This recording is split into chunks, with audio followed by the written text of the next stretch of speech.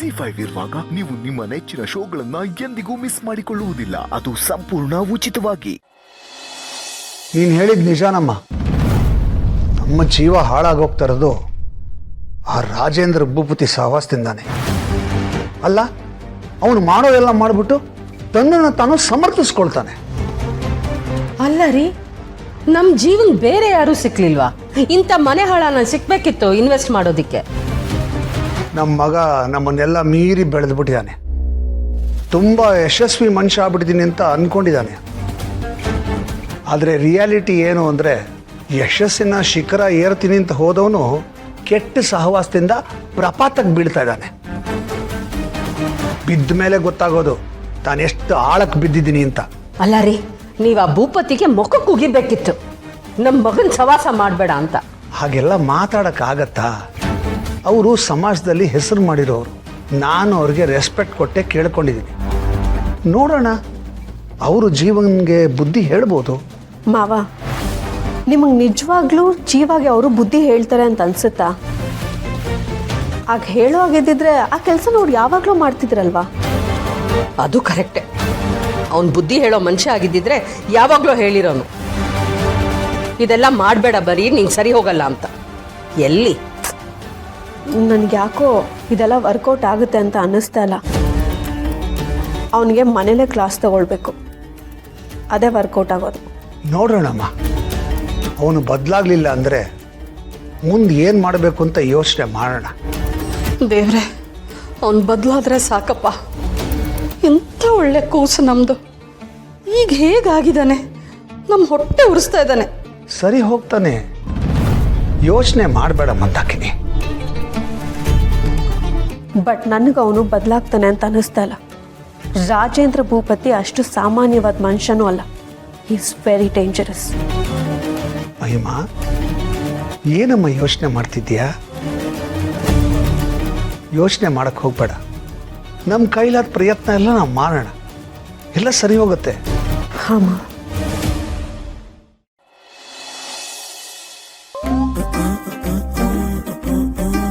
ರೀ ರೀ ರೀ ಅಪೇಕ್ಷಾ, ಏನ್ರಿ ಇದು? ಏನ್ ಮಾಡ್ತಾ ಇದ್ದೀರಾ? ಏನ್ ಮಾಡ್ತಿದ್ದೀರಾ ಅಂದ್ರೆ ತಿಂಡಿ ತಿಂತಾ ಇದ್ದೀನಿ, ಕಾಣಿಸ್ತಿಲ್ವಾ? ಅಲ್ಲ, ಅದು ಗೊತ್ತು. ಆ್ಯಕ್ಚುಲಿ ಇದನ್ನೆಲ್ಲ ನಿಮ್ಮಮ್ಮ ಅತ್ತಿಗೆಗೆ ಅಂತ ಎಕ್ಸ್ಕ್ಲೂಸಿವ್ ಆಗಿ ಮಾಡಿ ಕಳಿಸಿರೋದು. What I mean to says, ಇದನ್ನ ಪ್ರೆಗ್ನೆಂಟ್ ಲೇಡೀಸ್ ತಿನ್ನಬೇಕು. ಅದನ್ನು ಮೈಂಡಲ್ಲಿ ಇಟ್ಕೊಂಡು ಇದನ್ನೆಲ್ಲ ಪ್ರಿಪೇರ್ ಮಾಡಿರ್ತಾರೆ. ಅಲ್ಲ, ನೀವು ಪ್ರೆಗ್ನೆಂಟೇ ಆಗಿಲ್ಲ, ಇದನ್ನೆಲ್ಲ ತಿಂತಾ ಇದ್ದೀರಾ? ನನ್ನ ಮನಸ್ಸಿಗೆ ಒಂಥರ ಹರ್ಟ್ ಆಗುತ್ತೆ, ಒಂಥರ ಫೀಲ್ ಆಗುತ್ತೆ, ಗೊತ್ತಾ? ನಿಮ್ಗೇನಕ್ಕೆ ಫೀಲ್ ಆಗುತ್ತೆ? ಅದು ಏನಿಲ್ಲ ಬಿಡಿ, ಹಾಗೆ ಫ್ಲೋಲ್ ಬಂತಲ್ಲ, ಹೇಳ್ಬಿಟ್ಟೆ. Just ignore.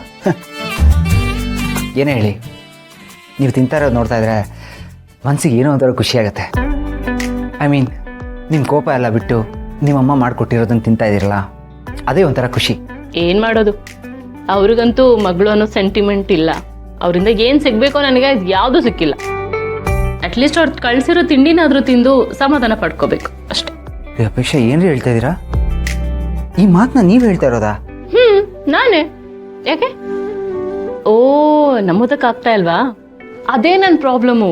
ನನ್ನ ಫೀಲಿಂಗ್ಸು ಯಾರಿಗೂ ಅರ್ಥ ಆಗಲ್ಲ. ನನಗೇನು ಹೇಳಬೇಕು ಅಂತಲೇ ಗೊತ್ತಾಗ್ತಾ ಇಲ್ಲ ಅಪೇಕ್ಷಾ. ನಿಮ್ಮನ್ನು ಸರಿಯಾಗಿ ಅರ್ಥ ಮಾಡ್ಕೊಳ್ದೆ ನಾನು ತಪ್ಪು ಮಾಡಿದೆ ಅಂತ ಅನಿಸ್ತಾ ಇದೆ. ನನ್ನ ಮನಸ್ಸಿಗೆ ಒಂಥರ ಗಿಲ್ಟ್ ಫೀಲ್ ಆಗ್ತಾ ಇದೆ. I am really sorry. ಇದನ್ನೆಲ್ಲ ನೋಡಿದ್ಮೇಲೆ ನನಗೆ ಇವಾಗ ಅನ್ನಿಸ್ತಾ ಇದೆ, ನೀವೊಂಥರ ಮಗು ಇದ್ದ ಹಾಗೆ.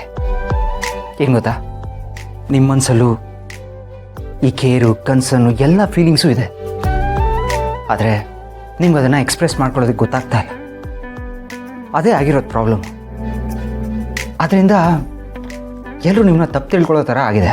ಹಲೋ, ಸಾಕು ಸಾಕು, ಜಾಸ್ತಿ ಸೆಂಟಿ ಆಗಬೇಡಿ. ನೀವು ಹೇಳ್ತಿರೋದು ನಿಜ. ನನ್ನ ಫೀಲಿಂಗ್ಸ್ ಯಾರಿಗೂ ಅರ್ಥ ಆಗಲ್ಲ. ಹಾಗಂತ ನನಗೂ ಅವ್ರ ಮೇಲೇನು ಪ್ರೀತಿ ಜಾಸ್ತಿ ಇಲ್ಲ. ಒಂದು ಕಾಲದಲ್ಲಿತ್ತು, ಬಟ್ ಇವಾಗಿಲ್ಲ. ಮತ್ತೆ ಅಮ್ಮ ಮಾಡ್ಕೊಟ್ಟಿರೋದನ್ನ ತಿಂತಾ ಇದ್ದೀರಲ್ಲ. ನೋಡಿ ಪಾರ್ಥ, ನಾನೀಗ ತುಂಬ ಪ್ರಾಕ್ಟಿಕಲ್ ಆಗಿದ್ದೀನಿ. ಏನೋ ತಿನ್ನಬೇಕು ಅನಿಸ್ತಾ ಇದೆ, ಅದಕ್ಕೆ ತಿಂತಿದ್ದೀನಿ. ನಮ್ಮ ಮನೆಯಿಂದ ಬಂದಿದೆ, ಅದಕ್ಕೆ ತಿಂತಾ ಇದ್ದೀನಿ. ಆ ಥರ ಸೆಂಟಿಮೆಂಟ್ ಏನೂ ಇಲ್ಲ ಪಾರ್ಥ. ಆ್ಯಂಡ್ ಕೆಲವೊಂದು ವಿಷಯದಲ್ಲಿ ನನ್ನ ಒಪಿನಿಯನ್ ಯಾವತ್ತೂ ಚೇಂಜ್ ಆಗೋದಕ್ಕೆ ಸಾಧ್ಯ ಇಲ್ಲ. ಯಾಕೆ ಅಂದರೆ ಯಾರ್ಯಾರು ಹೇಗೆ ಹೇಗೆ ಅಂತ ನನಗೆ ತುಂಬ ಚೆನ್ನಾಗಿ ಅರ್ಥ ಆಗ್ಬಿಟ್ಟಿದೆ, ಜ್ಞಾನೋದಯ ಆಗ್ಬಿಟ್ಟಿದೆ ನನಗೆ. ನೀವು ಸ್ವಲ್ಪ ಟೇಸ್ಟ್ ಮಾಡ್ತೀರಾ? ಹಾಂ, ಇಲ್ಲ ಬೇಡ, ನೀವು ತಿನ್ನಿ. ತಿನ್ನೋದಕ್ಕೂ ಪುಣ್ಯ ಮಾಡಿರಬೇಕು.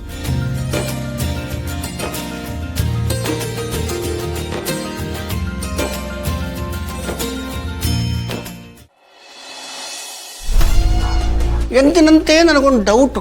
ಅಲ್ಲ, ಡೌಟ್ ಅನ್ನೋದಕ್ಕಿಂತ ಈ ಒಂಥರ ಭಯ, ಪುಕ ಪುಕ ಅಂತಾರಲ್ಲ ಆ ಥರ. ಹಾರ್ಟು ಇನ್ನೇನು ಬಾಯಿಗೆ ಬಂದ್ಬಿಡುತ್ತೆ ಅನ್ನೋ ಥರ ಟಪ ಟಪ ಟಪ ಅಂತ ಹೊಡ್ಕೋತಾ ಇದೆ. ಅದೇ ಸಿಸ್ಟರ್, ಈ ಹೆಲ್ತ್ ಡ್ರಿಂಕ್ಸ್ ಕುಡಿ ಅಂತ ನಿಮ್ಮ ಸೊಸೆಗೆ ನಾವು ಬಲವಂತ ಮಾಡಿದ್ವಲ್ಲ, ಅದರಿಂದ ಅವಳಿಗೆ ಏನಾದರೂ ನಮ್ಮ ಮೇಲೆ ಡೌಟ್ ಬಂದಿದೆಯಾ ಅಂತ.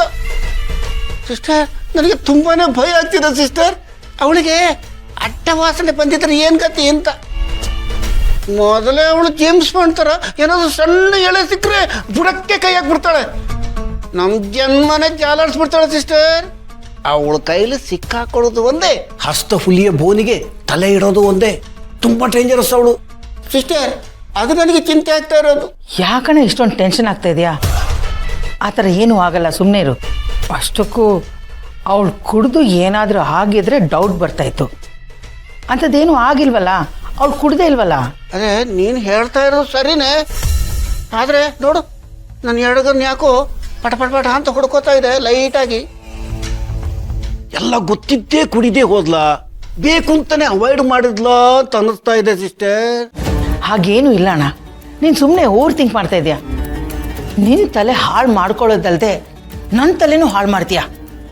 ನೀನು ಯಾವಾಗಲೂ ಹೀಗೆ ಅಣ್ಣ, ನನಗೆ ಫುಲ್ ಟೆನ್ಷನ್ ಮಾಡಿ ನೀನು ಆಮೇಲೆ ಆರಾಮಾಗಿ ಡ್ರಿಂಕ್ಸ್ ಮಾಡ್ತಾ ಕೂರ್ತಿರ್ತೀಯ.